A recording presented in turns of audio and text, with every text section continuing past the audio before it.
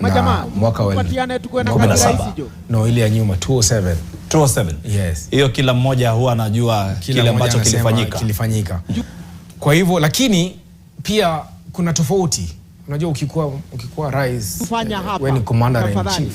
Tafadhali tunaomba kwa heshima kabla the Kenyan people.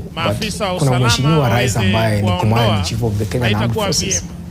So na sheria recognize yule ambaye amekalia kiti cha commander in chief of armed forces. Hiyo ni tofauti kubwa sana.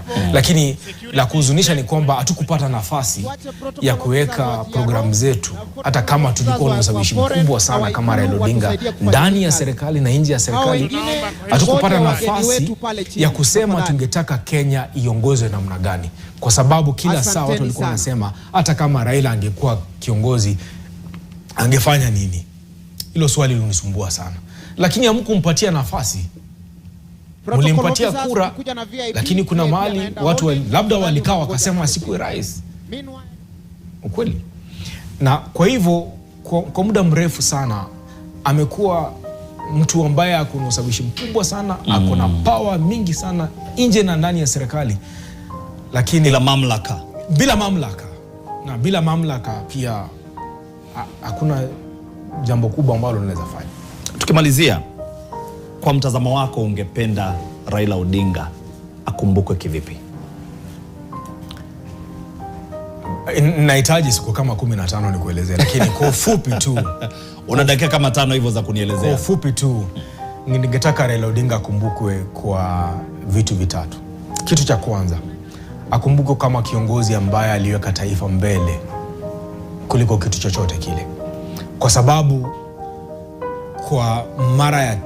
kwa nyakati tatu nafikiria mheshimiwa Raila alisema taifa ni kubwa kuniliko mimi. Akawacha, wakatengeneza serikali, wakasukuma gurudumu la serikali kwa sababu ya amani. La pili, ningetaka akumbuke kama baba wa taifa na akuwe na nafasi yake katika kumbukumbu la historia ya Kenya.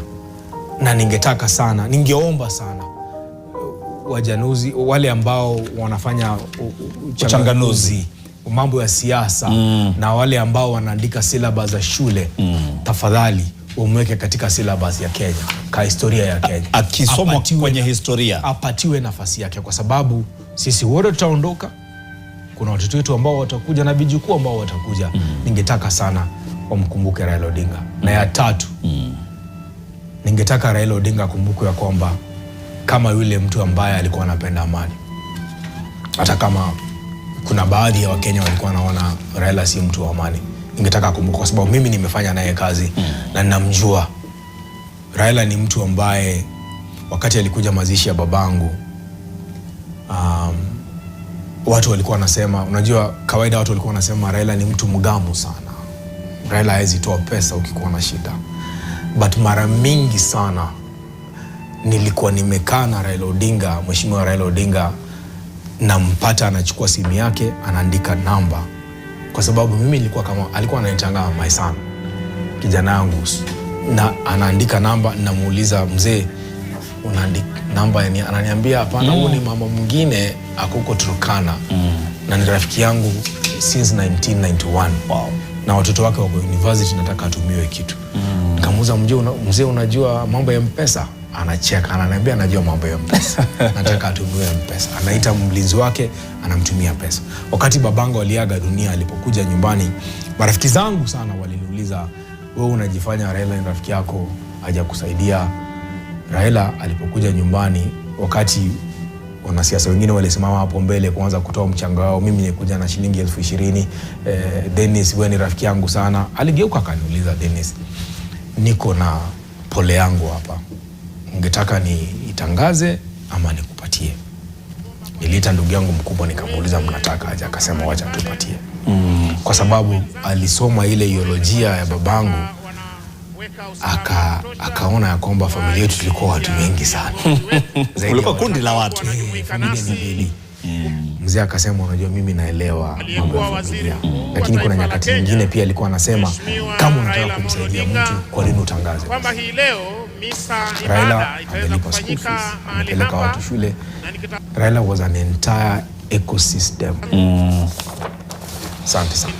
Shukran sana Dennis Onsarigo. Kuna swala moja la mwisho, kitu kimoja ambacho Wakenya hawakijui na wewe unakijua na ungependa kukisema. Raila Odinga. Naam. Tafadhali tunaomba tuweke his mic. Alikuwa anapenda kula chakula kwa mkono. Raila hakuwa mtu wa fork and knife. Tuache uzungu kidogo. Alikuwa anapenda kula chakula chake na mkono. Kiafrika. Dennis Onsarigo alikuwa mwanahabari tajika sana. Dennis Onsarigo, mwanahabari mtajika, rafiki wa karibu sana wa Raila Odinga, anasema amempoteza baba yake. Na ni wanahabari wengi ambao Raila Odinga alikuwa anawaongoza. Mmoja wao ni Dennis Onsarigo. Alifanya hapa kwenye kampuni hii ya Nation Media Group hapa ndani ya NTV akiwa mwanahabari. Sasa Dennis, tuingie kwenye mazungumzo ambayo tulikuwa tumepangia hapo awali. Nikakuona kwenye mtandao wa X umeandika taarifa ya kumbukumbu yake Raila Odinga. Moja wapo ya taarifa ambazo nilizipata sana ni mwaka 2020 wakati Raila Odinga alipatwa na COVID-19. Hebu tupe hiyo picha, kuliendaje hadi Raila Odinga akapatikana ana COVID? Wengine wetu tulipatwa na tukakimbizwa sana, wengine tukalazwa hospitalini. Ilikuwaje kwa Raila Odinga kapatwa na ugonjwa huu na mwishowe akawa ni wa kupona na kaendelea na maisha yake ya kawaida? Nafikiria wakati huo ndio nilipata mshtuko sana. Vile nilisema sikuwa tayari kwa kifo cha Raila Odinga, bali nilikuwa tayari kwa mazishi yake kama angeishi miaka yake 110, 15 na pia sisi tupate nafasi ya kuishi miaka kama hiyo. Wakati huo, wakati alipata ugonjwa wa COVID na akalazwa katika hospitali ya Nairobi, nilimpigia simu. Unajua kuna wale wanasema Raila alikuwa anaambia watu kabla nania kufe nilimpigia simu. Wanafikiria ni mchezo tu, wanafikiria ni mzaha tu. Raila hakuwa mtu wa aina hiyo. Kama hakukupigia simu, hakukupigia simu, na akisema ameshasema. So kwa wakati huo, wakati nilimpigia nikamwambia mzee, kwa sababu sisi ndio tulikuwa tunajua na taifa lilikuwa katika hali ya zintofahamu, wanataka kujua kweli baba yuko kweli ni mgonjwa, tunajiuliza. Alafu nikampigia akaniambia niko hapa Nairobi, na alikuwa na hii tabia habit, ukisema tabia ina sound vibaya. Alikuwa na hii habit iko sawa, habit ya kusema mazoea. Ukimpigia simu, sijui kama ni mimi ama ni watu wengine, lakini alikuwa ananielezea, leo nilikuwa hapa nikafanya, lakini kwa akili zangu mimi nasema hata mimi najua mzee mahali ulikuwa, kwa sababu ni kazi yangu kujua mahali ulikuwa. Lakini utamsikiza tu akuelezea, leo nilikuwa hapa, nimetoka Bondo, nilikuwa na rafiki zangu wengine huko, nini all those things. So wakati aliniambia nimetoka kumuona daktari, kwa sasa amenipima, ameniambia oksijeni yangu iko sawa, roho yangu iko sawa, umechukua mkojo wangu uko sawa, kila kitu, vitu za ndani sana. Alafu nikamwambia mzee, tulikuwa nauliza kama tuliambie taifa kwamba uko hospitali. Akasema waambie, kwa sababu ninapona. Alisema nitapona. Na akasema, na akacheka akasema, si mimi peke yangu niko hapa Nairobi hospitali. Pia nasikia rafiki yetu Pombe Magufuli pia yeye ako hapa karibu na mimi. Ni rais wa Tanzania, rais wa Tanzania. Lakini kaambia mzee, mimi sijajua. Akaniambia ni kama, lakini pia yeye atapona. So nikamwachilia, tukaweka taarifa kwa, tukasema amepona.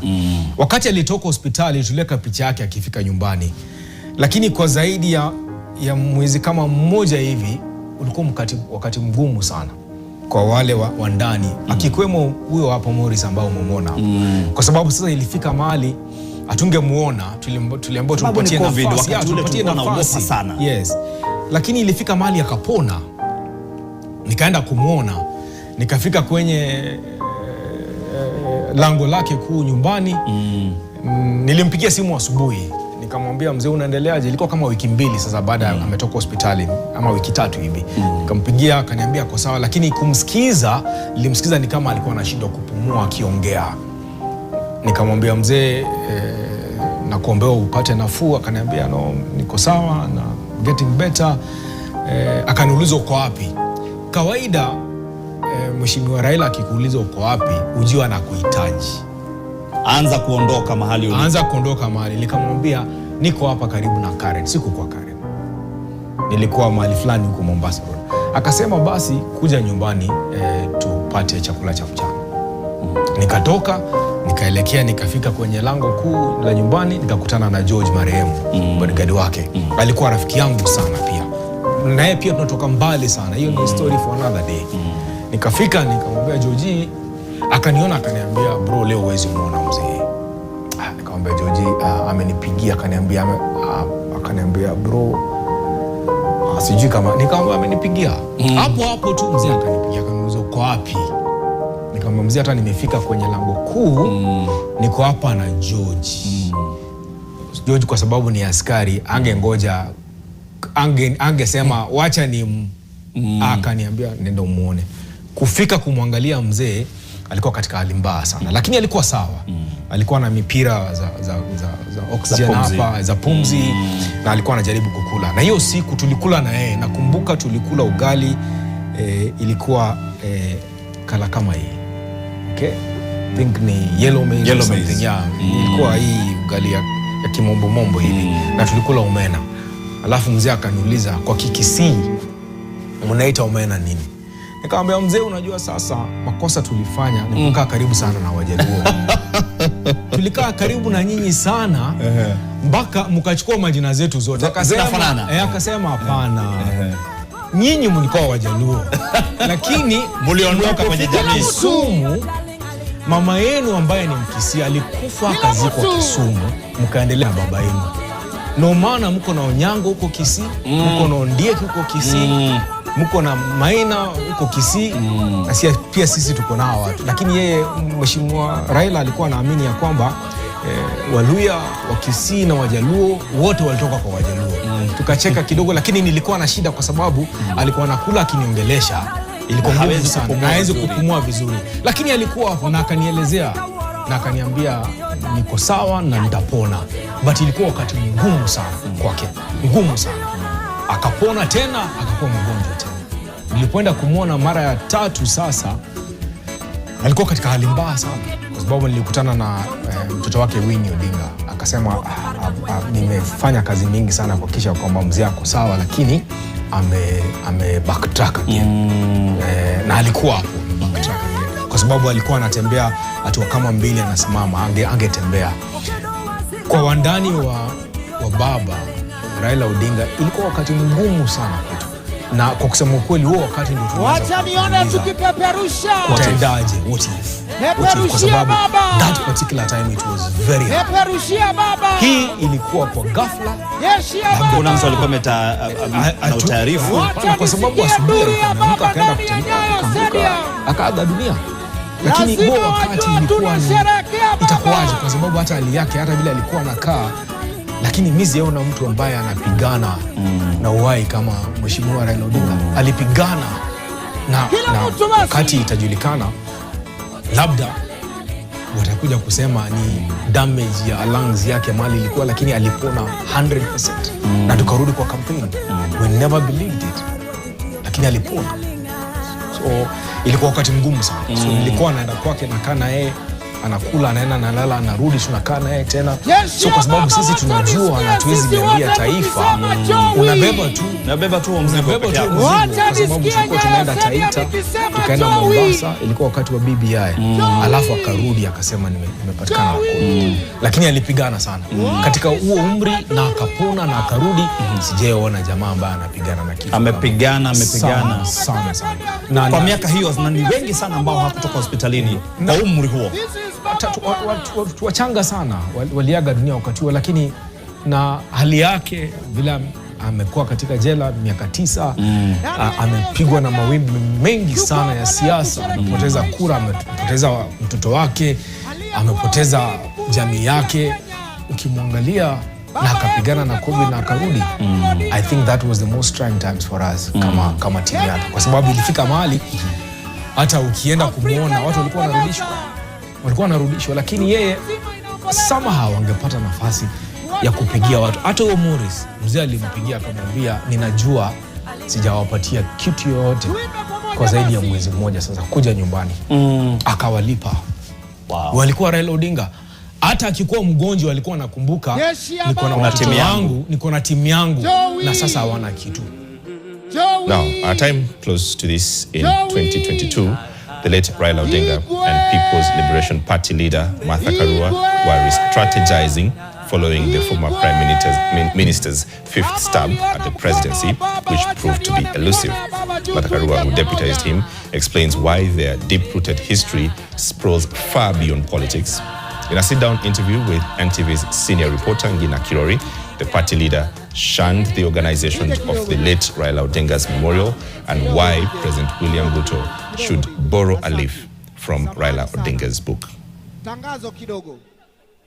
Thank you so much for joining us, and I'd like to first start by asking you something that might be a bit personal. I've noticed that this is the dress that you are wearing on the day that you are named as the late Raila Odinga's running mate. Could you tell us a bit more about why you chose this particular dress and what it means to you?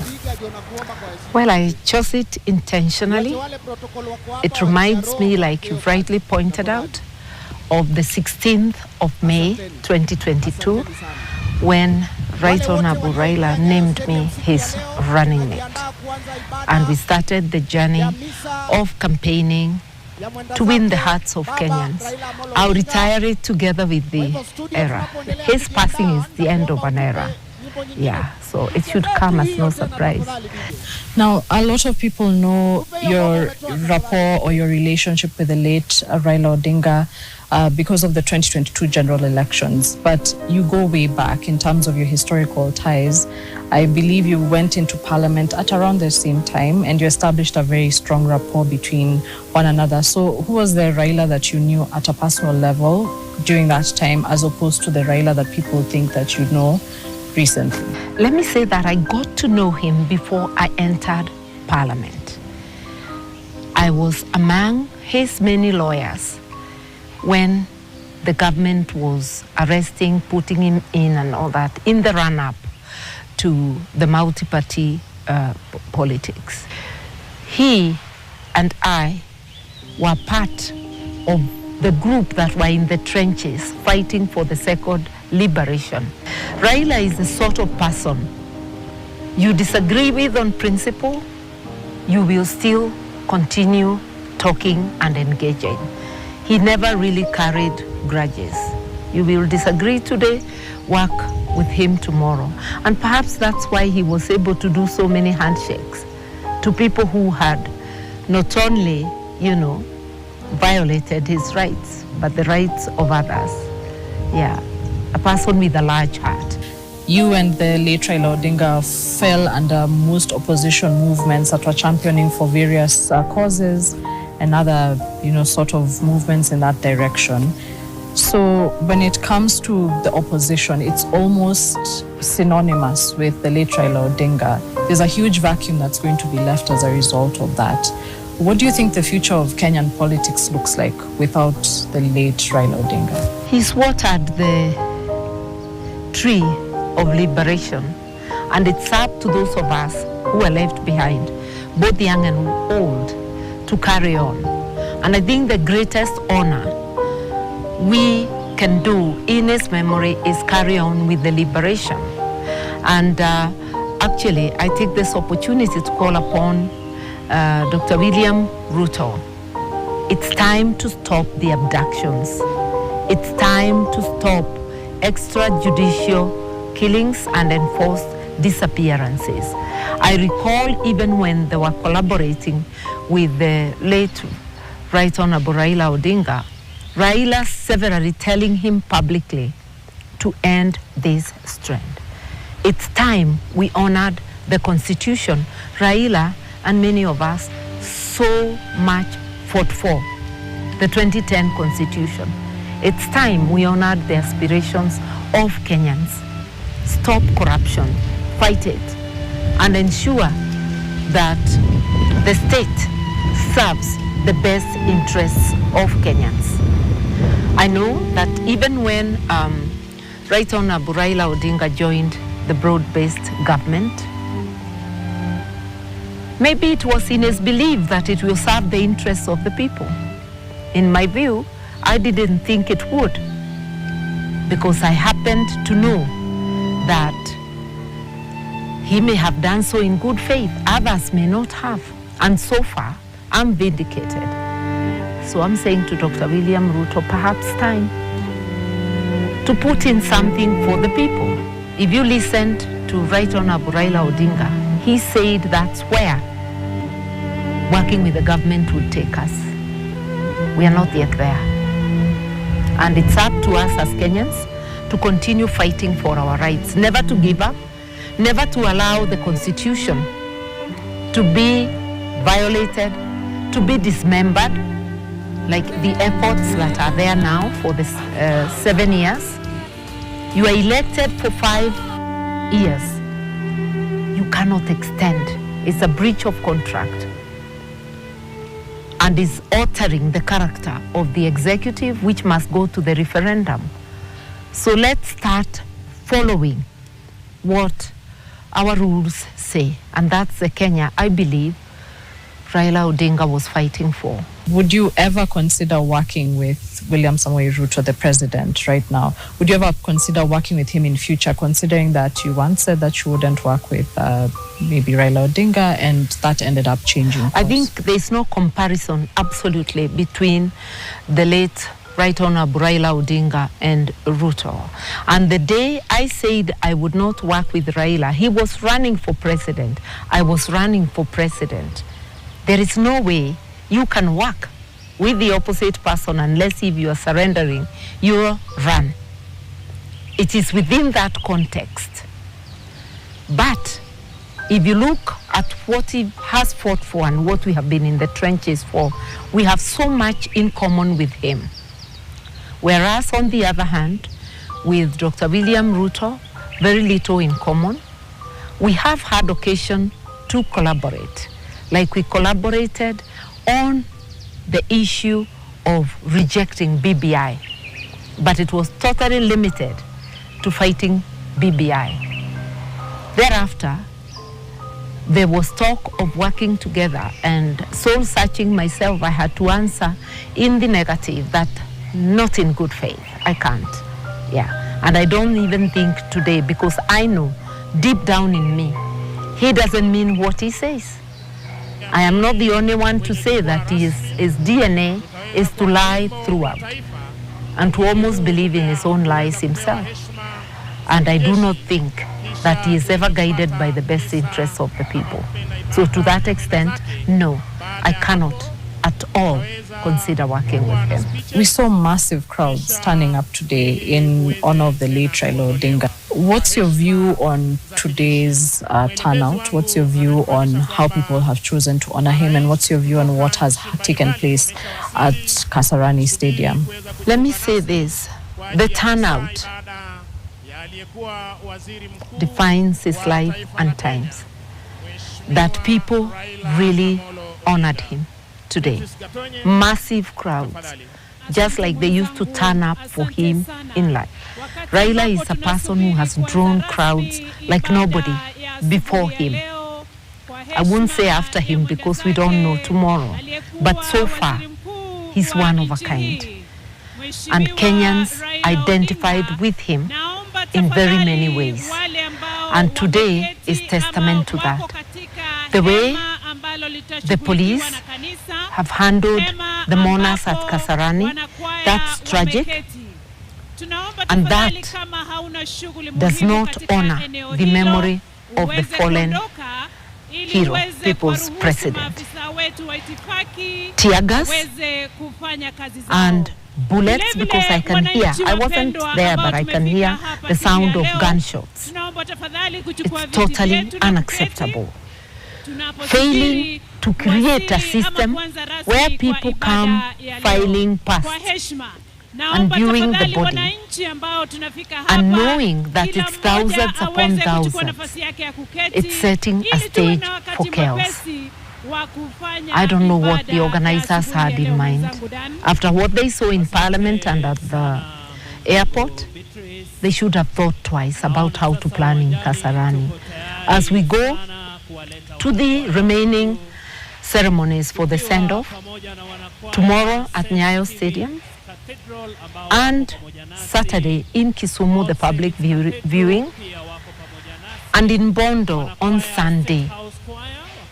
Can today serve as a lesson for better preparation and free advice to the system?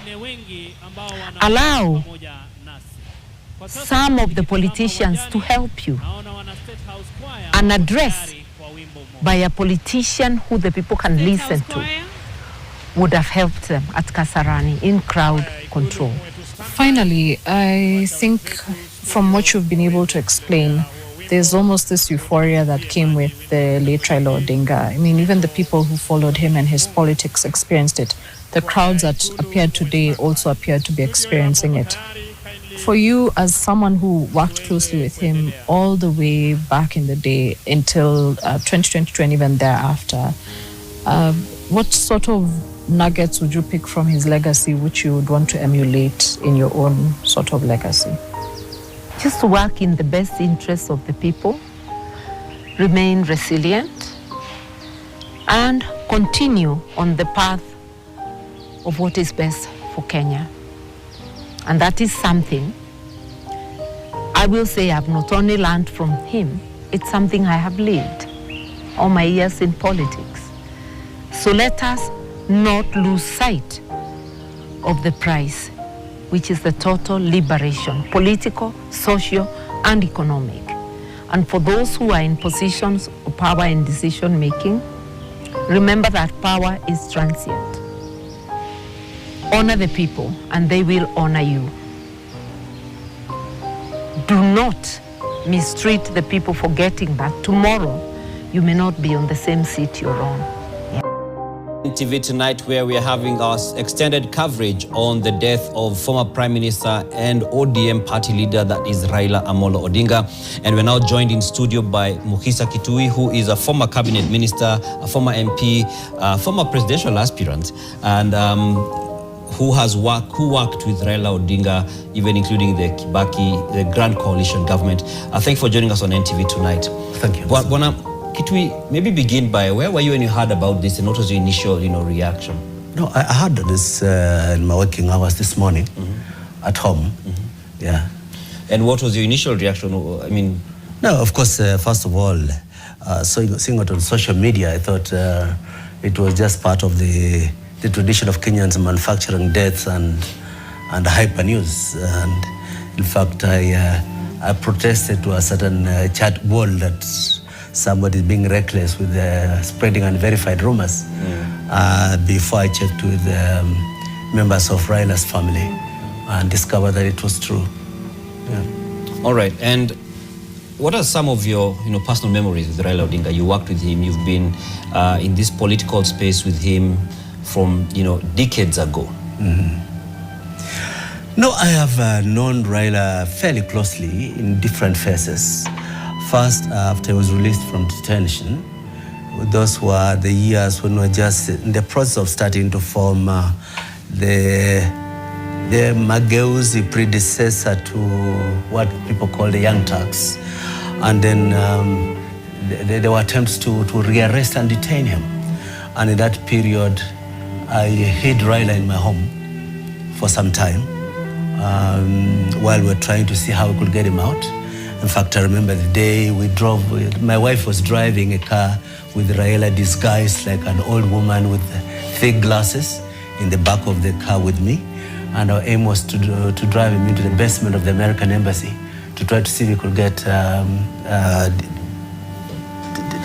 admitted to be taken to the US as a refugee. They blocked us at the entrance into the American embassy basement. Which year was this? I think it was 1990 or 91. Okay. But because the cover had been blown, I couldn't take him back to my house. So together with Anyang Nyongo and James Orengo, we took him to a new place, a friend who lived in Loresho, from where we eventually sprinted him out over the lake to Uganda on his way to Norway. Then we have been dealing politically since then, since from that period through his stay in Norway. And when he came back, when we were continuing the work with, between the so-called Young Turks and Jaramogi and others for the second liberation. And he joined our ranks and worked together. It was particularly important mobilizing when Ford broke into two parties, Ford Asili and Ford Kenya. And he was a very, very practical, hands-on mobilizer in our group. Okay. And, you know, when you speak about the Mageuzi, just talking about the fight for democracy, constitutionalism, you know, Raila Odinga is one who you cannot, by any means in Kenya, overlook.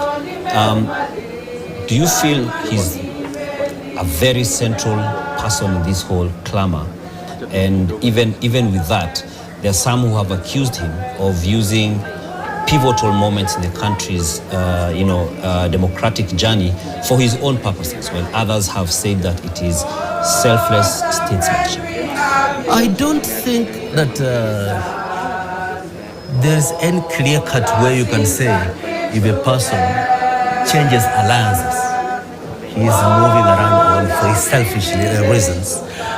Many times, when Raila moved from opposition to enter government, starting within '97, going into a coalition with President Moi, and later on going into coalition with President Uhuru Kenyatta, and now with President Ruto, you could disagree with his logic on why it was tactically useful to do so. But I don't think that you could always say that it was personal ambition above all else. And some of the time, I may not agree with what he does, but I could see sense in why he believes he's doing the right thing. I'm one of the people who talked to Raila and tried to dissuade him from joining a coalition with President Ruto. And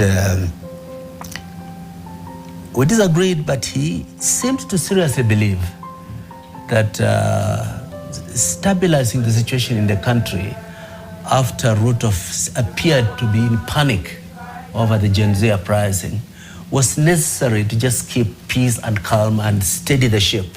And that goes beyond any personal ambitions for power.